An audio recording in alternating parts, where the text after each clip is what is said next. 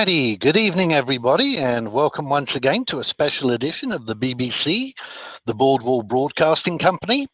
Tonight, we are hosting our second debate of 4 leading candidates for the Free Kingdom of Illyria monarchy race on the NA East server.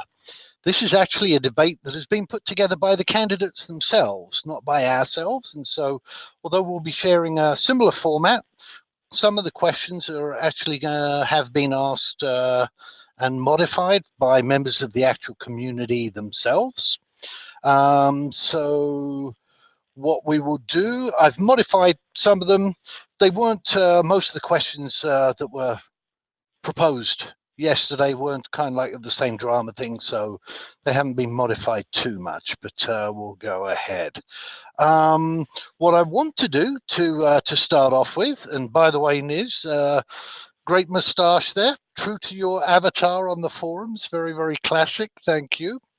But what I want to do is the campaign has been running now for a month, and so we're about halfway through. And I want to get caught up with you guys here and find out how each of you feel your candidate's coming along, how your campaign is doing, how your support is, etc. You can each have up to 2 minutes. You don't have to use all of that 2 minutes, but you have 2 minutes to basically kind of like fill us in on maybe the details of your campaign, how you're coming along, etc. We'll start off alphabetically on this one. So, Concierge, if we can hear from you first, please, sir. For anyone who happened to forgot, I'm Duffy, and I'm running for king, obviously. My particular flavor is a little bit more on the deviant side and the heavy use of the contracting system. That aside, we're mostly all kind of the same at a very, very high level. So if you want to see a little bit more variance in some of the deviant mechanics, I'm a good person to vote for. All righty, thank you. Fergus, and before you start, sir, I just want to state that basically Fergus is here he's here as Philane's proxy. Philaine was not able to make it tonight, so he'll be speaking on behalf of Philaine and Zelius's bid for the monarchy. So please keep that in mind. Go ahead, sir. Hey, so basically Zelius is from another game, Pathfinder Online, where they formed and had a lot of success there. We are now going for the bid of kingdom, for the king. And basically we are going with the lore of, like, we are basically taking back our kingdom. Support so far has been actually very great. Like, we've had a lot more than I think we thought we were going to get from people who we never really thought it was going to happen from. So from that, like, we're very grateful. And so yeah, we are just looking forward to the ride and hope it continues. Thank you. Malvern, you're next to get us up to date with what's going on with you. Hello, I'm Varun Malvern. I'm currently heading the campaign of Ferrin to make the Kingdom of Ferrin, which is a religious kingdom, strong focus on the blend of faith and church.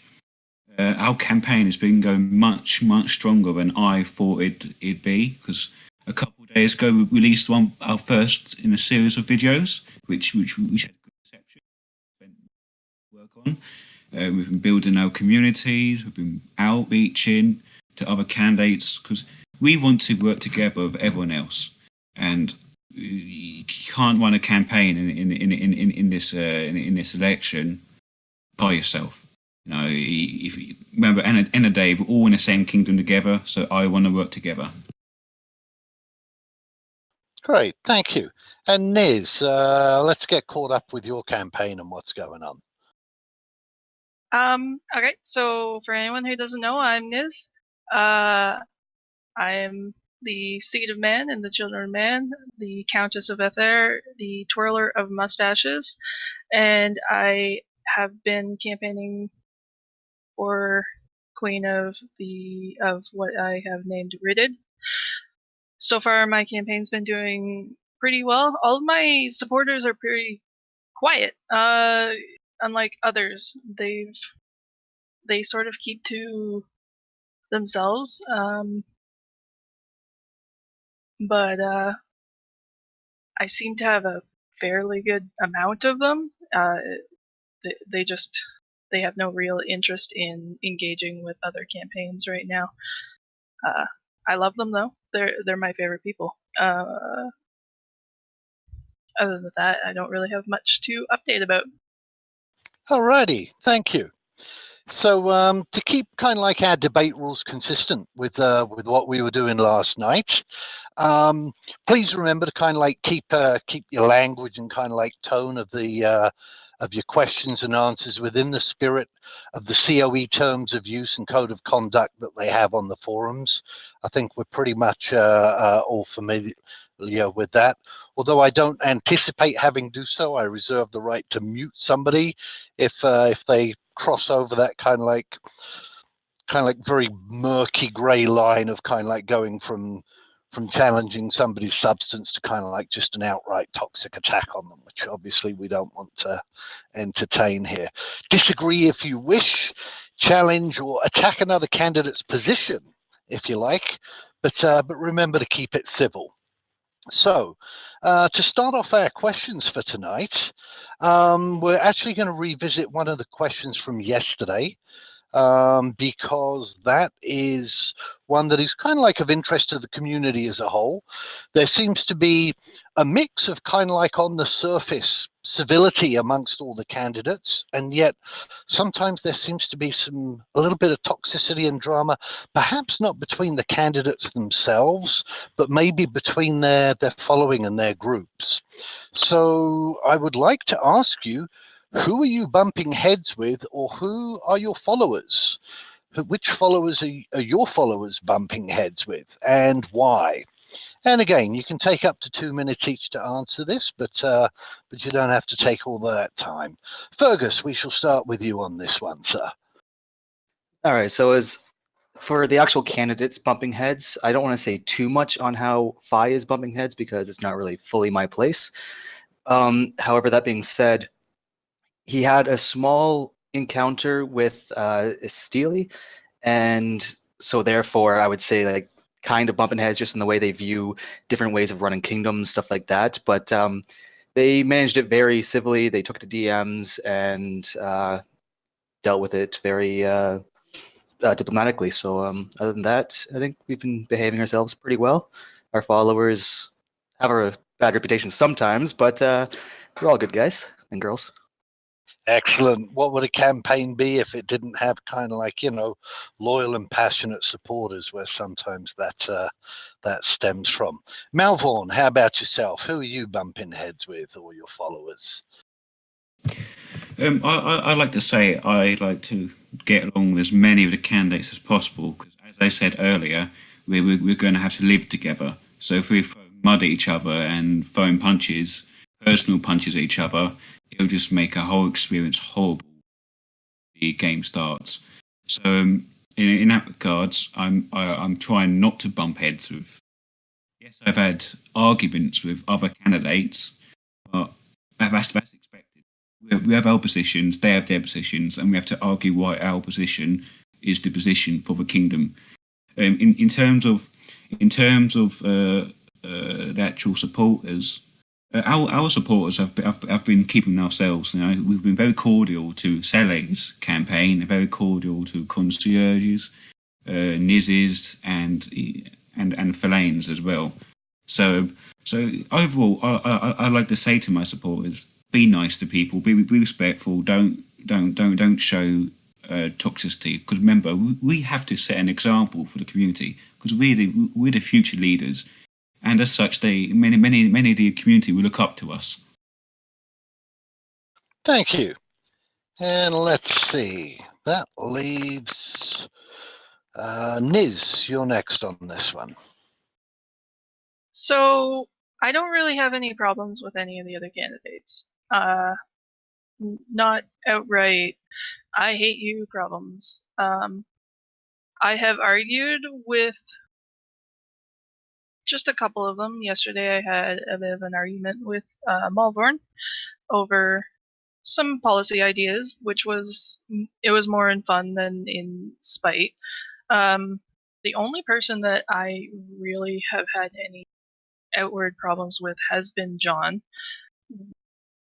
which I'm sure a lot of people have had those same problems. His idea to get votes, I do see it as literally buying votes, and I see it as losing resources from a kingdom that is kind of unbalanced from the beginning, that could really use it. But that's really all. Okay, cool. Thank you. And do you prefer to be called here Concierge or Duffy? Go with whatever's easier. Yeah, we can go with Duffy. Alrighty, Duffy, how about who are you bumping heads with? Let me start at the top of the list. I've been butting heads with Filane for like 4 or 5 years now, but nothing like serious, and just kind of the same stuff we've always been slightly arguing about quietly in the background. I haven't had too many problems with anyone else, really. I've argued a little bit with a couple people, again, mostly behind the scenes, nothing public, and that's sort of headbutting that is going to happen, and I expect to happen, and it doesn't bother me that it happens. I try to avoid the more public spit and spatting each other type thing. Had a little bit of that, I think, with Vi and Filet the one day when we were trying to sort out how their campaigns were linked. And that's really it, though. Not too bad. I'd say John is kind of in a weird place with me. On the one hand, I really like his kingdom concepts, and I really hate his campaign. So it's kind of a weird conversation where it's like, I like half of this, but not the other half type thing. But we still get along pretty well. Cool, excellent. Thank you for those. They kind of like they came across as being genuine and sincere answers on that. So what we're going to start now is we're going to start the first, just like we did yesterday, between kind of like, you know, the questions that I asked. We're going to give you guys opportunities to ask questions of each other, you know, which can challenge, you know, each other's policies, etc. On stuff. We'll, if you can keep your questions to around about 30 seconds, and again, your replies up to, but not necessarily have to take up all of the 2 minutes. Malvern, we'll start with you on this one. Who would you like to ask a question of? Niz, as you're the only other candidate in this panel tonight, what is your campaign's thoughts on usury? As in many religions in real life, usury has a moral implication. Would usury be legal or illegal in your kingdom? All right, so I've heard that word before, but really quick, I'm gonna have to look up the meaning.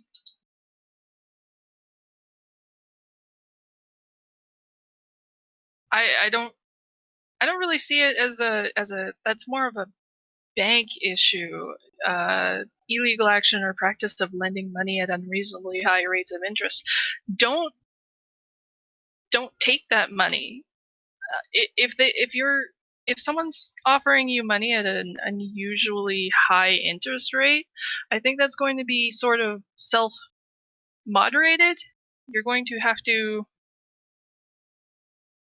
you're going to have to keep it. I don't think I'd have any sort of laws to stop that.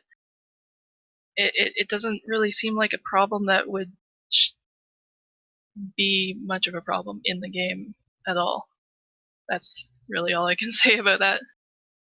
Alrighty, thank you. And Niz, actually your turn to ask a question of somebody. All right. Since Malvern asked me one, I'll start with him. So you said in your campaign that taxes will be on a duchy level, and and your only real rules behind that is, quote, no extortion and no tax fraud. So first of all, my question is, what about the kingdom? Are you going to run your kingdom with the same, like the entire kingdom with the budget of a duchy, with your own duchy included on top of that? And second of all, what constitutes as excessive taxing? Like, what would be your line that you wouldn't want your dukes to cross? Good question. Is when I wrote that, when I wrote the tax policy, I wrote it in a thought that I want to approach all the jokes and look at individual situations and try and get a tax rate which fits their duchy economies better. I don't believe a flat rate would suit everyone. So, because a poor duchy might struggle paying 20% compared to a richer duchy paying 20%. So that's why I want to approach all the jokes. Because at the end of the day, kings aren't there to micromanage. I don't want to end up micromanaging all the individual county taxes in every county. That is the job of the joke, to go approach his or her counts and actually do the tax rate there. And for the second part of the question, what constitutes excessive taxes is when people are struggling to afford the basics. So if they're struggling by food because they're getting taxed too much, then I will approach the joke and I will inform him that he is actually causing problems. Alrighty, thank you. Concierge, your question next. So I'm going to probably end up asking everyone this question over the course of this, but I'm going to start with, let's go with Niz. What is something you don't like about me or my campaign? And don't worry, I won't get too offended. So, I do have something. I know that I wrote something down earlier that I really wanted to ask you, actually. Yeah. So, I really like your concept. I love the idea of the contracts, and I've said it before. But it seems like a gimmick, and it sort of draws criticism from people who don't like the idea of a deviant kingdom. It sort of looks a little it seems unwise to start off the game proclaiming we're gonna jump into deviance. I know that it doesn't mean that you're gonna be like the evil kingdom, no, at all, but it just seems like, honestly, it seems like that's sort of the only thing that you're focusing on rather than ideas of policies, and your kingdom is sort of focused on that instead of furthering your ideas. Cool. So that's about it. Thank you, Niz. And Fergus, it now becomes your turn to ask somebody a question. Fire away, sir. All right, so this one will be for Duffy. Many of the candidates present themselves as capable leaders and refer to other games exclusively to illustrate their leadership. My question is, what leadership have you shown in the COE community? What support do you have to show for it over here? In COE, I've really only been here relatively recently, basically right around the beginning of this particular competition. Since then, though, I've been putting together a small community of followers and a lot of different contacts reaching out to other existing communities.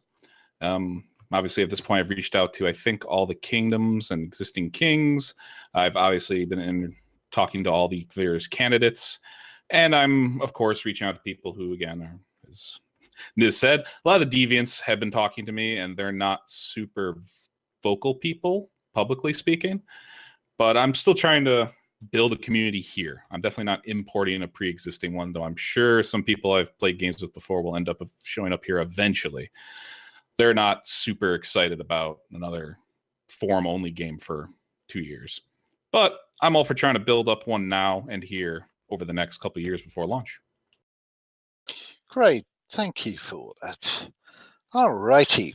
So I'm going to ask you each a fairly pointed question. There is no evading this, although I have given you an out on it if you want to take it.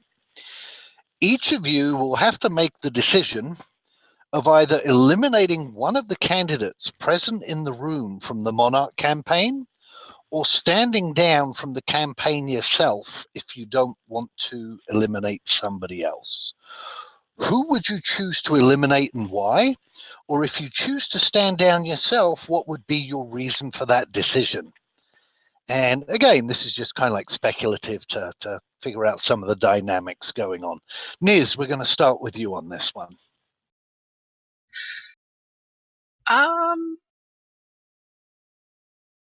Okay. This is a really tough question because I know that it can get followers of others against me, or I'll be honest. Okay, I want to say Malvorn because his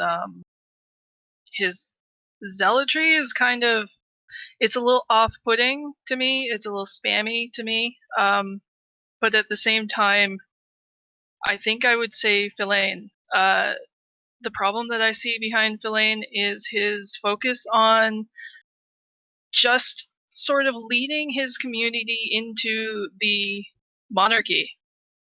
The biggest thing that I see about his campaign is that it just doesn't exist. He has nothing to really back up his ideas. There's nothing. It's he has all these just the way that he talks about things like having, like, not wanting to organize votes or organize committees or councils or anything. He just wants to let everyone do what they want and sort of hope for the best. And if he thinks that that's just too much, then I really just don't think that he's ready to be a king. He's better as a leader of a military or a leader of of something like that. Cool. Thank you for that. Concierge, who would your pick be, or would it be yourself, sir? Sorry, Maul. I'm going to jump on the proverbial grenade and tag you. My issue with Malvorn's particular platform, which again I'm sure almost all of us kind of share, is the centralization around the religion aspect and pushing that as the framework for everything else. It's a neat idea. That's cool. But as a giant kingdom framework type thing, it's going to need a lot of buy-in. And I just don't see the buy-in. And I think the more it gets pushed as the baseline for everything, or the big wrapper, the more pushback you're going to get and the bigger problems you're going to have in the long run. So I think that's my particular choice from this group. Great, thank you. Fergus, who would you be pushing off the edge of the cliff here? Well, I'm gonna have to jump on this train as well. Malvorn for sure, and my reasons would be he has no clear direction. He has very little follow through. He's had groups before. Where are they now? He's had followers before. They've all fallen apart. Like it seems like just doesn't stick with anything. And if he's like, we're all gonna be part of this kingdom together, no matter what, basically. So to me, he's the weakest link, and he's gonna bring us down with him. So may as well just not have him there to begin with. All righty. And Malvorn, how about yourself? Who would you choose? I'd actually choose a stand down. Do you know the reason that is? Is because it's the virtuous thing to do. I think the honest thing to do is be selflessness, because it makes you come out much stronger than the others, because it shows that you are selfless, that you don't want to get others to bite the bullet when it's aimed at you. All righty. So now that you've learned a little bit more about each other, etc., we'll do another round of where you can ask each other questions. And Duffy, we'll start with you first on this one. All right, same question let's go with Malvorn. What do you not like about me or my platform? I actually, to be honest, I don't see that much wrong with you. I quite like the deviant side, really, because deviancy is always equal to being bad. That's not true. All deviancy is the skills associated with it. It's how you use the skills, it's what impact it has. So I find your concept to be really good. The only thing I'd say is that I'd push yourself, try and build up your community base a bit more exposure. and then you're being a strong road there. Great, thank you. Fergus, your turn. All right. Well, I'll just follow up to what I was saying before. This is for Malvorn. You were in charge of community before and it fell apart. Why should people trust that it will be any different this time around? If you've known me 2 years ago and you see me today, you know that I'm a totally changed person. I've had a lot of personal issues over the past 2 years, health scares and stuff at home, and that's affected who I am today. When I joined it 2 years ago, I was very hot-headed. I didn't care about diplomacy. I thought everyone was beneath me. But now that I've seasoned a little bit, I interacted more. I seeked guidance from the community moderators and ambassadors, etc. They helped me to become a much better person in the COE community and a very constructive person as well. Alrighty, thank you. Malvorn, your turn to ask. Yes, I want to ask Concierge a question.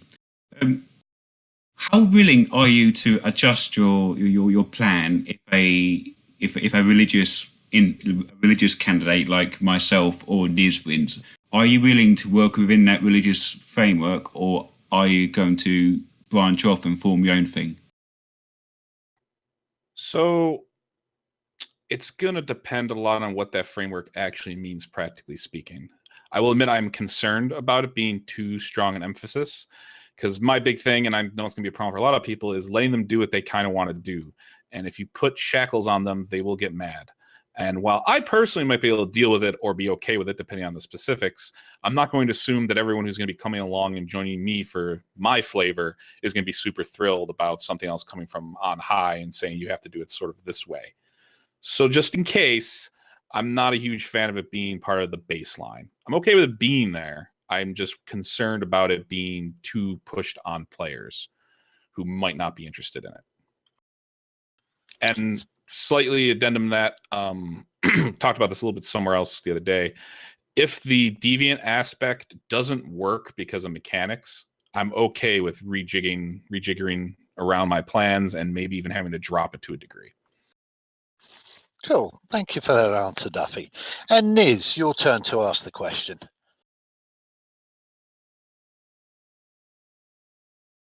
So, suppose I'll go with, I'll ask Fergus. So Philaine believes that any sort of voting system in a game is somewhat impossible. That it's just going to be completely unwieldy because gamers can't do that. He said, quote, "It would bog down your organization so that it can't react." So what's he planning to do? And we don't really know this because he doesn't have much on his thread. He might have interviews and stuff where he answers questions, but he doesn't have much on his thread about his plans for how he's going to actually run the kingdom, other than he's going to talk to people. So what sort of comes across is he just going to run a dictatorship, be the absolute monarch, and is organizing your dukes to vote on key decisions really that exceptionally difficult that you can't manage that? I feel like it's going to be, if organizing people to vote on major decisions in your kingdom feels overwhelming, then maybe he doesn't want to be king. See, I think this is a kind of a big misconception because Philaine doesn't just do what Philaine wants. Like, so basically, he has a council of people, and he has his dukes, and he has his members, and all that. He will ask us our opinions on things, but just the final thing is he will have the final say. So we will all give our input. We will all try to be as detailed as possible on why we think a certain way, but in the end, he will act the way he feels is best, and we all feel that's the best way to go, because if you have to wait for a vote to come in, or if then there's politics all in the community where they might be like, it just can fracture the community. It just works way better when somebody has a final say and is like, hey, this is what we're doing. And should it be wrong, he is the first one to admit that he's made a bad decision, and he always learns from that decision. So he takes advice. He doesn't just, it's not a one-man show. Cool, great. Thank you for that, Fergus. Alrighty, I'm now going to ask each of you an individual question. And again, we're doing fine on the time, guys. Thank you for kind of like keeping things moving along. And so, Malvorn, I'm going to ask you a question first. You'll have up to 2 minutes to reply. There are rumors out there that you aren't running for the monarch anymore, but rather that you're angling for the title of a duke. Is this true? And if so, what made you stop pursuing the monarchy? And if it isn't true, why do you think these rumors started?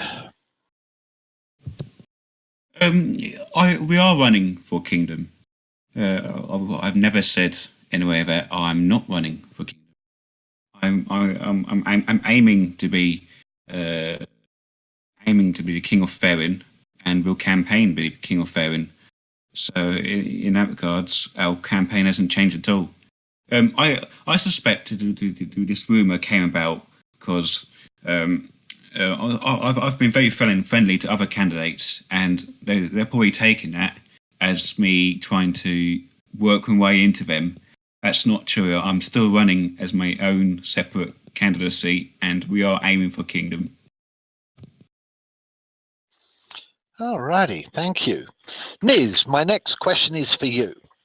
You come across to me as basically as very community oriented. You're very passionate, caring about your people, and obviously, you know, these are admirable qualities.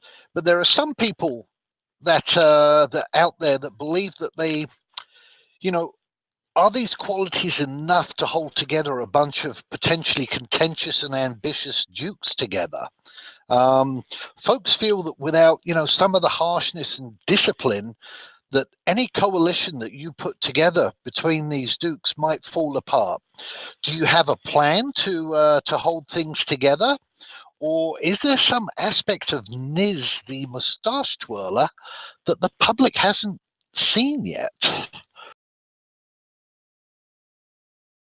So, I am a very quiet person in nature. I listen. I try to keep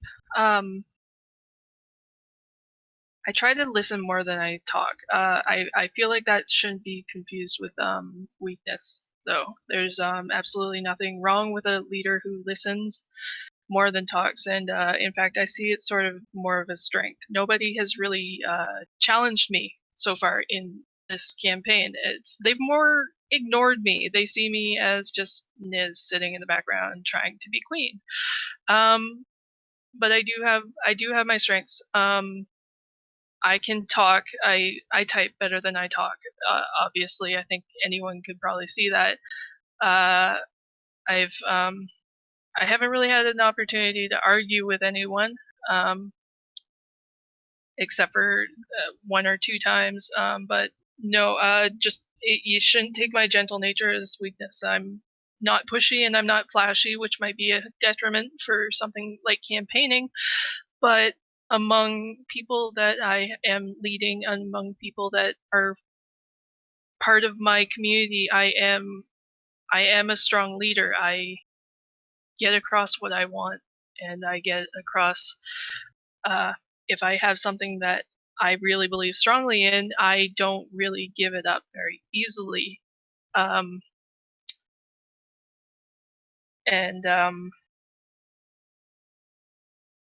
Yeah,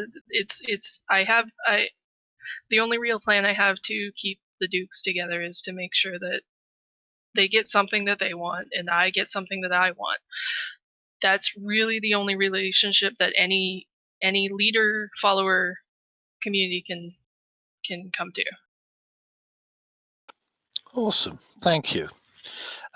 Concierge, Naturally, a lot of the focus concerning your campaign keeps on coming back to this deviant aspect of the framework of your kingdom.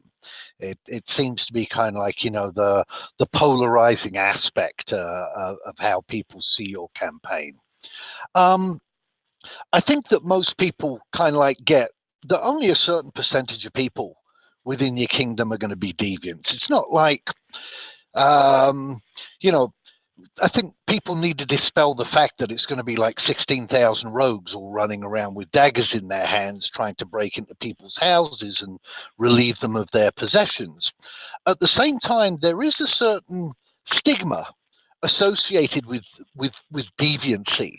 And do you feel that this will kind of like somehow affect the trust in your kingdom, either on a high level diplomatic level, or do you think that, merchants coming into trade might kind of like, be hesitant because they think that they're going to get jumped by a bunch of rogues and it might hurt your kind of like inter-kingdom trade, etc. And, do you think they'll try and maybe another kingdom might try and usurp you and put a duke who they would see as more favorable in your place, not as deviant? So I think the first thing to kind of dispel some of that is at the high level of kingdom organization, I'm basically exactly the same as everybody else. We've all had these discussions here and in the Discords and a little bit on the forums. If you look at all of our government documents, we're almost all identical. And little flavor differences here and there. And at a high level, I don't expect it to be any different than, Niz's campaign or Sele's campaign or even Fallain and, Violet's. We all kind of have the same framework in mind. And as Niz said earlier, the deviancy part is just my gimmick to be a little different than everybody else. And I understand and wholeheartedly agree that we don't want rampant deviancy in the streets, people getting murdered and stuff stolen. That's not fun for anybody.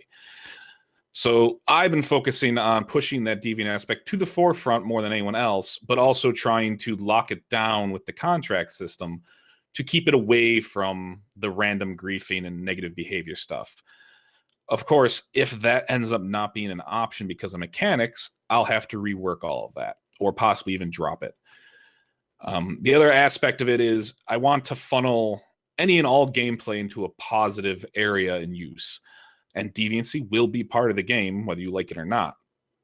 So by embracing it, it gives me ways to kind of direct it better, which includes both internally and externally. Great, thank you. And Fergus, many folks see Fallain as being somewhat standoffish and guarded as to how he intends to govern the kingdom, should he secure the position of the monarchy. Given that he has a very strong backer in Adam and potentially Vornair, that might result in enough tokens to secure the monarchy.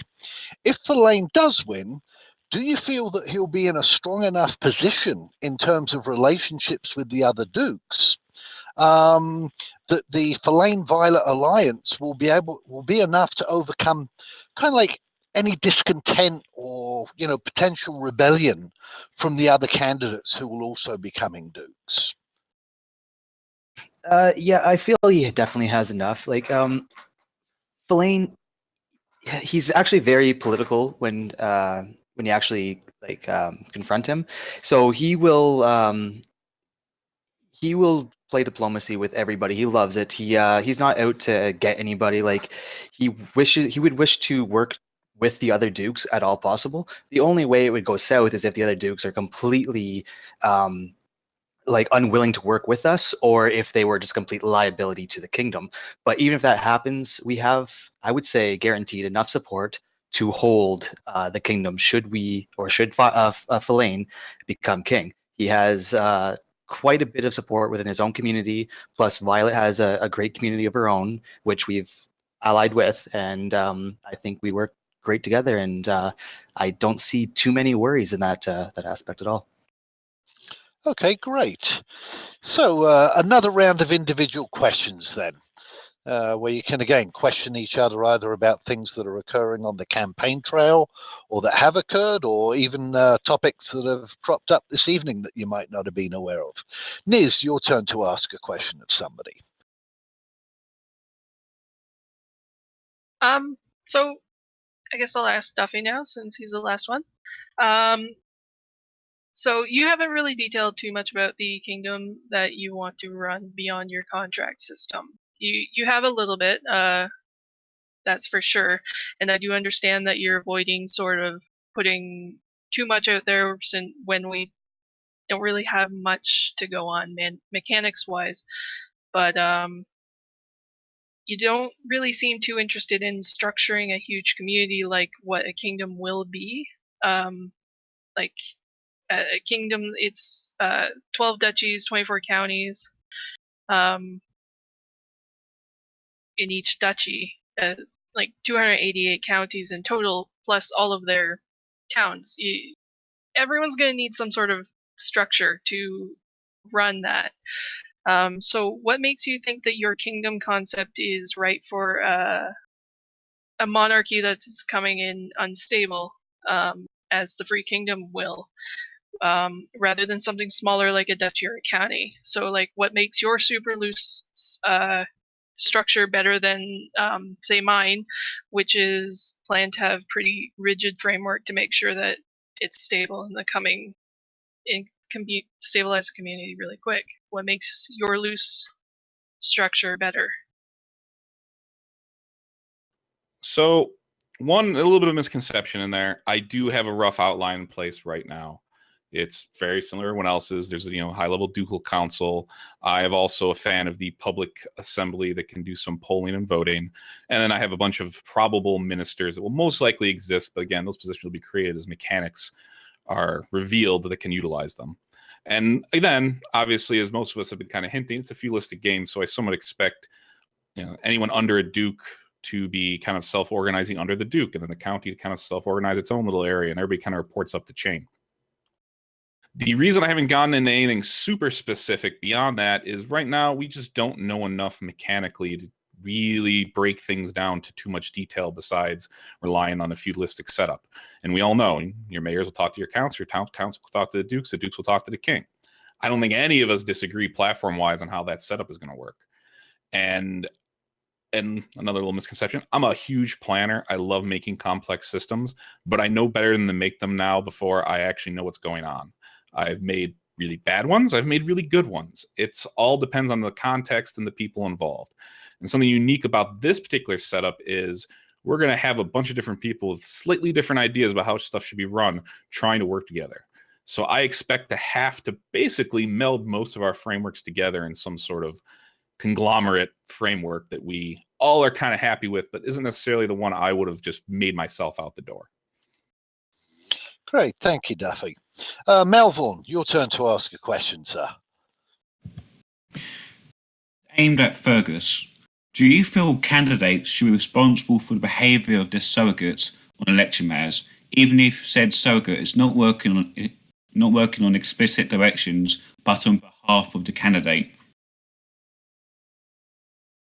I would say no, they should not be directly responsible because, like, in an online community, people are going to say what they're going to say. It's going to be kind of hard to hold them back. You can kind of discipline them after if they cross the line, but to try and dictate exactly how people are going to act, people are going to respond. Like, don't forget, in a community, you have tons of different people with different personalities. They all act a different way, but you have to find a way to kind of figure it all out and work together. But you can't have all their actions be directly your fault and be held responsible for their actions. Cool, thank you. And Fergus, although you just answered the question, it's now your turn to ask one, sir. All right, this one will be for Niz. You are a member of Crimoria, along with many of your supporters. So what differentiates you from Crimoria? Additionally, did you build a community or just leverage your position within Crimoria to attain support? I am the leader of the Children of Man. It's not very big. It was always it doesn't gather too much interest because it is a healing thing. It's a church thing. People are more interested in PvP. I was always, my main intention from the very beginning was to be a neutral entity. I was going to be just the church, which meant that I sort of maintained a sort of distant relationship with every kingdom there is. That said, I still made good friends in everywhere that I've been. Unfortunately, I somehow skipped over Boardwall, who are pretty cool people that I am discovering now. But Vornair and Kairos, I both in a bunch of EU communities. What makes me stand out from Grimoria is the fact that I'm really my own. I'm my own person. I've always been neutral. I wanted to be part of everyone. Was my big thing. I wanted churches in each place, and I wanted to be neutral. I wanted to be an advisory position for anywhere. So throughout my history in COE, I've always sort of just been my own sort of entity. That's really all I can say on that. Alrighty, thank you. And Duffy, you're the last one to go in this particular round of the individual questions. So I think Fergus is left with my one question. What do you not like about me or my campaign? Well, I think King D kind of asked you, and like kind of covered it a bit, but mine was basically the deviant aspect, and like I love deviant, so like it's not a big deal to me, but I just don't understand how you would kind of promote deviancy, but then try and like deal with the backlash once people are upset about the deviant activities happening when you're condoning it. So say like a count gets murdered or something like that, right? And then people are like, well, it's part of the culture type thing. But then the count's all upset, thinking you might have had something behind it. Like just various aspects like that. Just people can get upset and point fingers. And I feel like they might just point fingers at you because now you're an easy target just by saying you're deviant. Alrighty, thank you. So I'll go back to asking you each an individual question on this next round here. And Niz, we're going to start with you on this one.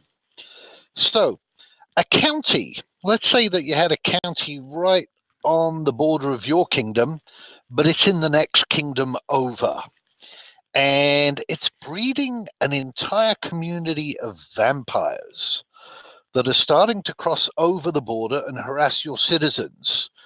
Naturally, at least I would presume the first thing you would do is approach the other monarch and, what if they were to reply that, well, they're under the protection of their most loyal duke and they won't risk going to war with them since the vampires aren't actually hurting their particular kingdom?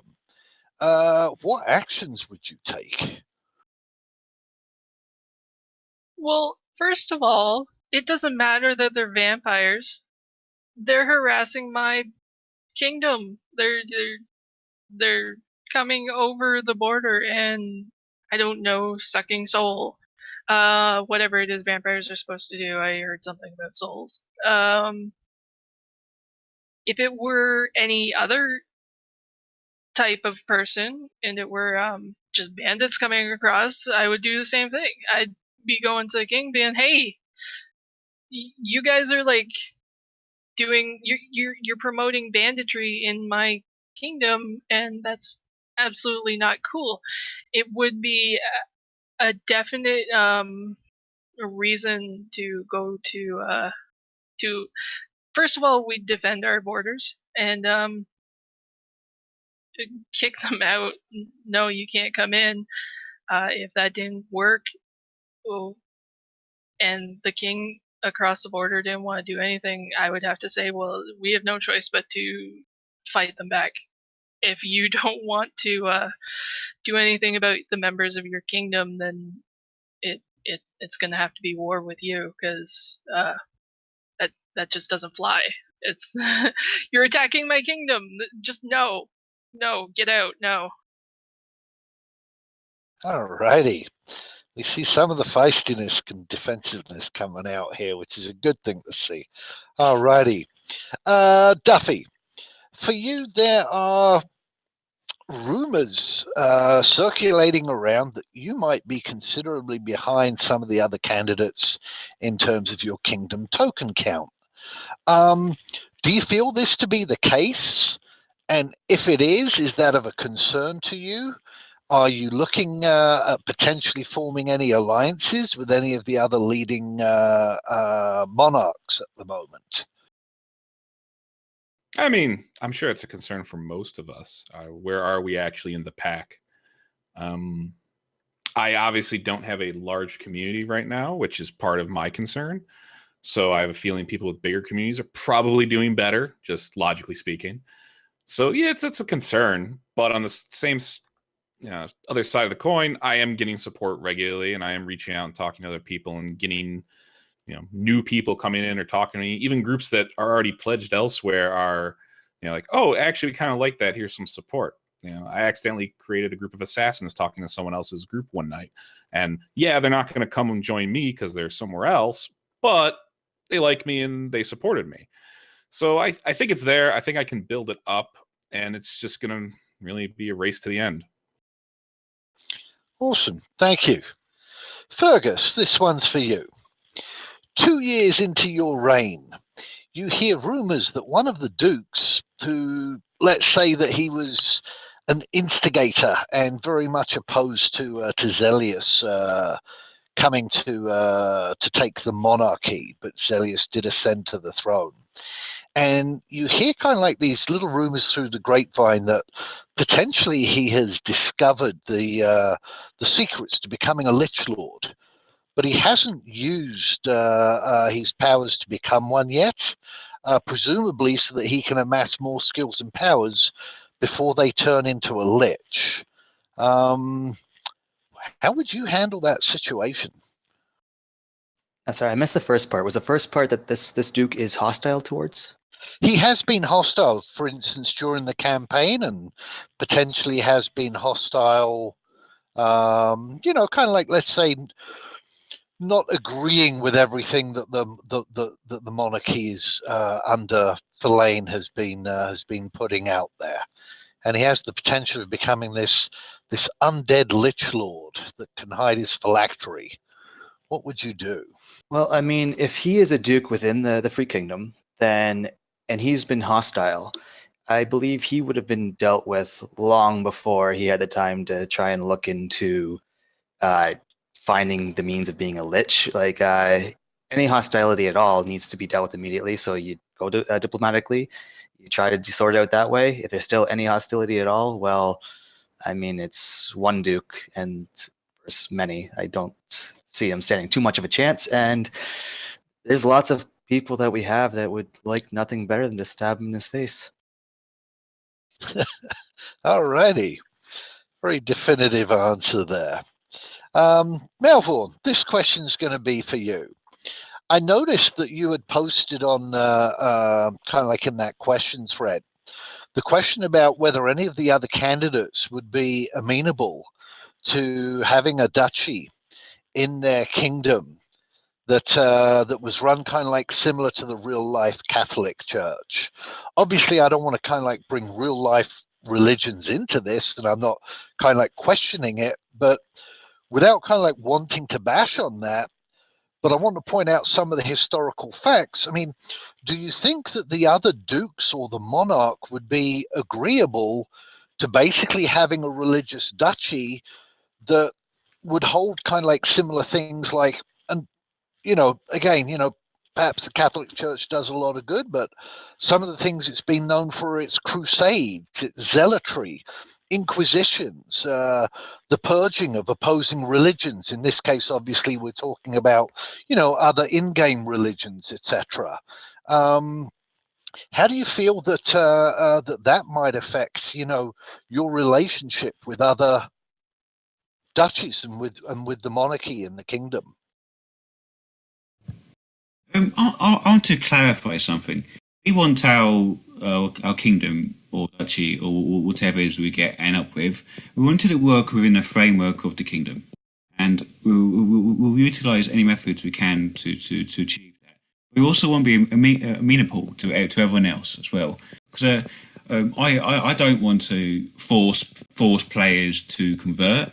I want to give them an option to choose. You know, this is about free will. It's about free will to the NPCs and free will to the players. It's the player's choice if they want to fit within a narrative of the kingdom, and when we're not forced to, they can live their lives as they want normally, but they'll just miss out on the potential benefits of taking part in the process. In terms of things like zealotry and things like crusades, I'm sure it'll work within the confines of that kingdom. So I don't think many people would mind what someone's personal belief is behind closed doors or in their churches if they're not harming everyone. If they're not harming anyone, I don't see what the problem is with developing a church infrastructure. Gotcha. Thank you. Alrighty. So I'm going to ask actually another round of individual questions here, although it'll be the same question to each of you, and that is basically, you know, as I said, we're halfway through the campaign right now, and you know, how do you see the final month of the campaign shaping up? You know, perhaps for your campaign, and taking into account not just the 4 candidates that are here tonight. And you can include yourself naturally in this ranking. But who do you think most realistically is going to place kind of like as 1, 2, 3 in terms of having the most tokens, and why do you think that? Fergus, we'll start with you on this one. All right. Well, first of all, I think we're all looking forward to the final month. It's been pretty good so far. The debates have been fun to watch and stuff. As for placements, well, I would have to say Philaine first, Violet second. I think they're both, not just because I'm with Philaine, but he's got a great community. A lot of people are backing him, and we are really looking forward to him succeeding. So we are doing a lot of behind the scenes stuff to try and make that happen. And very likable guy. And Violet, again, great campaign, and it's going well so far. For third, I would say probably Duffy. I think he's got a pretty unique little setup going, and clearly a very smart guy who has a head on his shoulders. Excellent, thank you. Malvern, who do you see coming in as 1, 2, 3? If I don't win the token count, I imagine it'll be Sealy first. If I win, Sele would be second. Then I think Philaine would be third.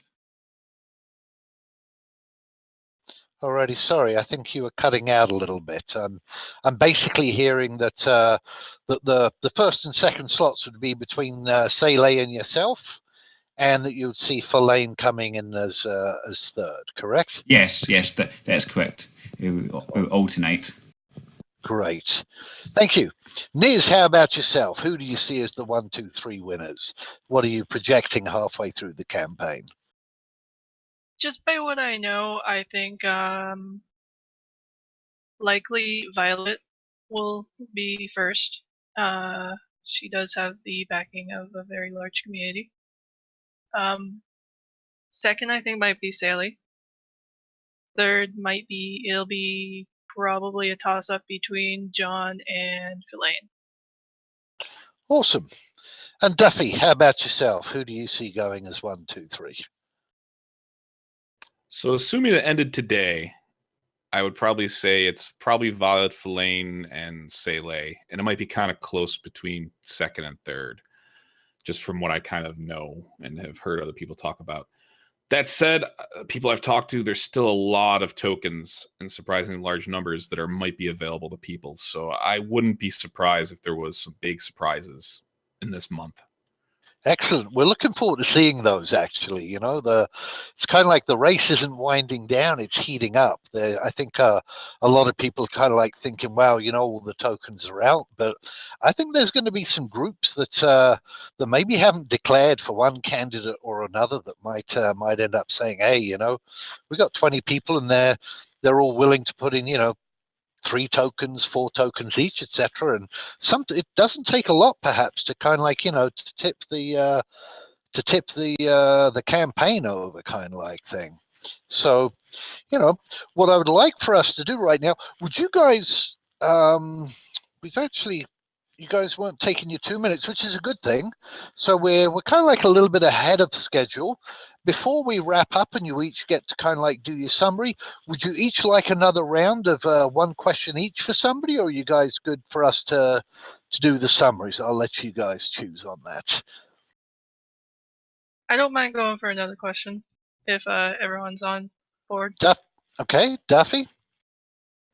I'll take a question. I don't really have any, but I'll take some. Okay, Fergus?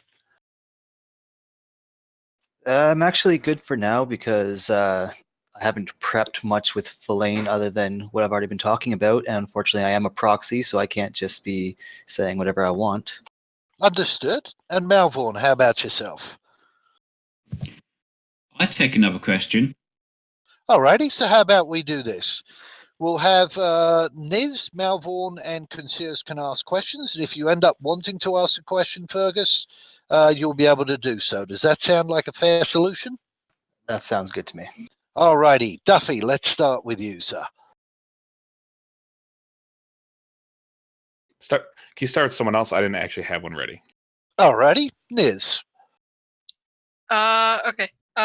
So I don't want to look like I'm picking on Fergus, but I did want to touch on with another thing with Filane.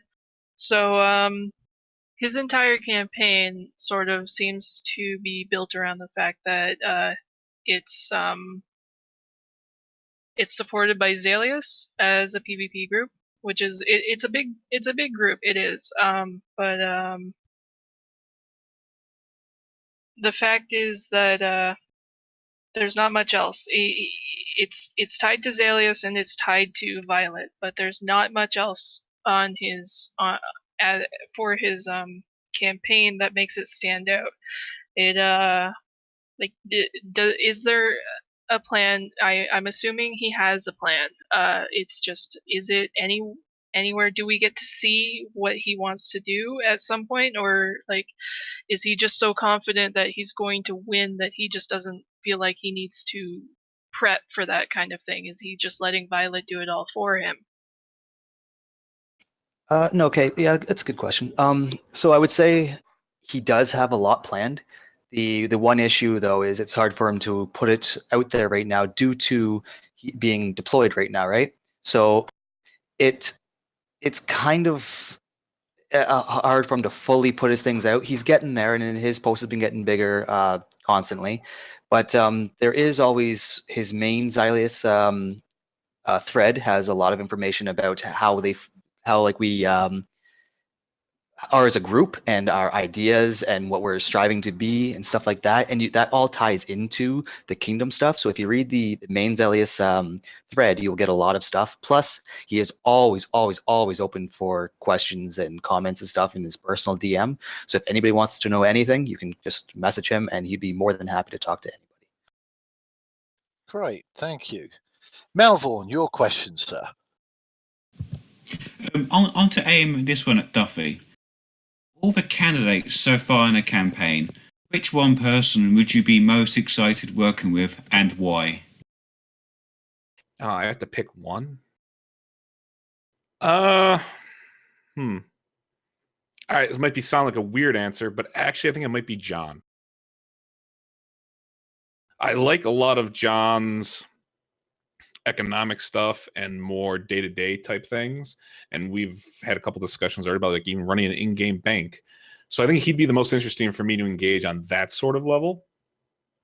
And while a lot of the other candidates don't seem as interested in that particular type of kind of nitty-gritty thing, not that they wouldn't participate or allow it, just it's not something they would be focusing on themselves.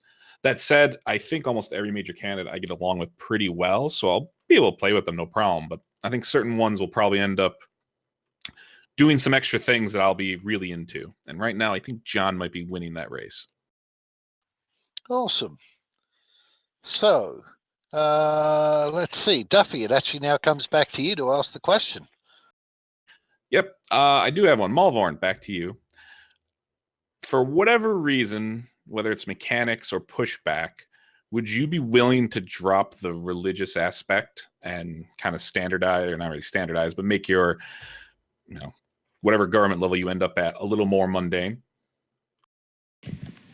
If that is what truly our community wants, and what our internal councils and all discussions have said, then yes, I am willing to change how this works. The religion will always be there in some extent, but whether or not be at the forefront, we'll be up for change. Obviously, that requires a lot of internal discussions, a lot of agreements, debates, etc., etc. It won't be an easy decision to make at all. Okay, great, thank you. So what I would like to do is basically Actually, would I be able to ask a question? I messaged you in Discord just because you didn't get it. You most definitely can, Fergus. Apologies. Go ahead, sir. All right, so this is to Niz. And it's basically about a quote you had posted. Cujo had messaged it on the forums. It's your quote was, "I believe that becoming the leader of an existing community is pretty good proof of leadership, more so than dropping 5K on a Duke title and rallying some people around it." So what community are you the leader of, and how many are in this community? Why am I less qualified to run my community that is set into my duchy just because I bought my title long before this contest was even thought of? So like, right now you're kind of part of Grimoria, so how is it any different really, type thing?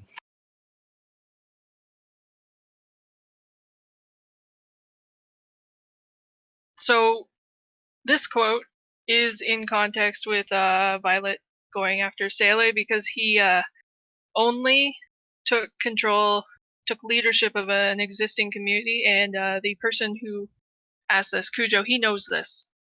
He knows what the context was. He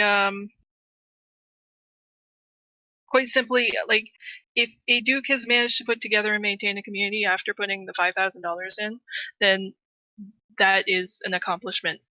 What I was saying was obviously not that someone who has paid for their Duke is less than anyone else. What I was saying was that Sele took control of a community that wasn't just bought and paid for, and it wasn't. It doesn't make it any less. They after paying for their 5K, if they put together a good community and it's stayed together this long, then they've made their way just like the rest of us. And meanwhile, if he knew me, if he knew anything about me or anything that I do, he would know that rather than just coming at me to, I don't know, just accuse me of disliking the Dukes, he would have known that I'm the leader of the Children of Man. I have led and built communities in games for ages. I have no dislike for any Dukes. I don't see them as less worthy. I don't see them as they've bought or cheated their way into it. He would know that I have nothing but respect and admiration for lots of Dukes, lots of counties, lots of mayors who have built up their communities. Bombastus and Adam and Cynric, they're my favorite people. We're going to need to cut you short, I'm afraid, Niz, since we're a little bit over the 2 minutes. That's okay. But I feel very strongly about this one. Yes, no, I can tell. And again, awesome to see the passion. Not a complaint on my side at all. Far from it. So before we actually wrap up and have each of you kind of like do your little, your final kind of like 90-second wrap up, I do want to thank all of you candidates for not only for being here, but for choosing the Boardwalk Broadcasting Company to host your debate for you. We're absolutely honored and thrilled to have been able to do so. And we invite both the candidates and all of the viewers, once the live stream finishes here in about 5 minutes' time, to hop on over to the COE official Discord and jump into, I think we were using the inn or the tavern. I think it was the tavern last night. And there was a very, very nice discussion going on actually between the members of the community and the viewers who were watching, who were then able to interact with you candidates directly one-on-one. And I think it was a very, very, it was a good, very, very fruitful, very, very positive kind of discussion. So as we wrap up the evening then, we will do so again in alphabetical order. So Duffy, we'll go ahead with you first. Well, I think the only thing I really want to say, because I didn't realize it was that big an issue, but this is kind of brought up to the forefront. At a high level, my setup is not really that different from anyone else's. And I do get that the deviant aspect is the weirdest thing about my particular goals with the whole kingdom. So if you have any questions, don't hesitate to find me. I'm hanging out in the Discord a lot. I have my own. If you go find my campaign link, you can come in there, ask me questions. I'll always be there to answer. I have no problems with that. So in the long run, the deviant thing's not that big a deal, and I don't think it's going to be that bad. So don't let that scare you off. Thanks. Great, thank you. Let's see. Fergus, you would be next to wrap up. All right, so I would just like to say, basically, I am a proxy, so if you have any questions at all for our campaign, Fellaine is always available to talk. Like, if you DM him on Discord, he would be more than happy to talk and go over his ideas. He can explain them far better than I ever could. But this has been great. I hope everyone had fun here, and awesome.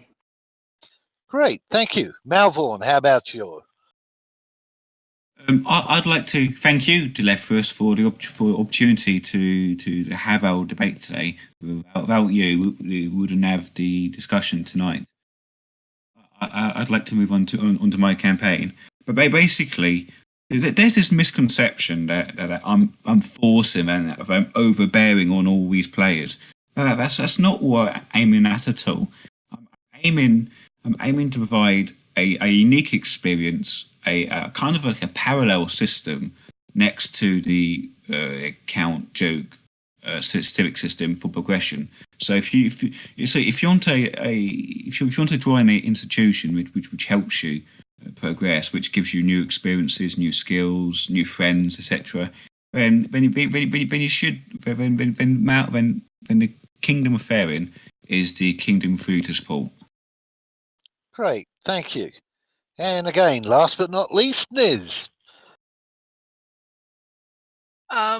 So thank you very much for doing this. I know it was kind of short notice, and I'm really glad that everyone showed up to support everyone. This is the most fun that I've ever had in a gaming community.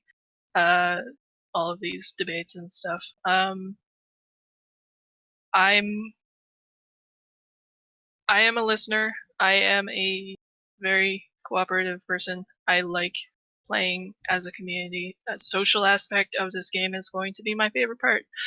And if you are interested in social community, in trying to maintain good relationships with the rest of your community, and in someone who will try to listen to your problems and try to incorporate your way of gameplay into the rest of us, then I am the person to support. And again, thanks. Great. Thank you, everybody, and we hope to see most of you over in the COE Discord shortly. This concludes this edition of the Boardwalk Broadcasting Company. Take care, everybody.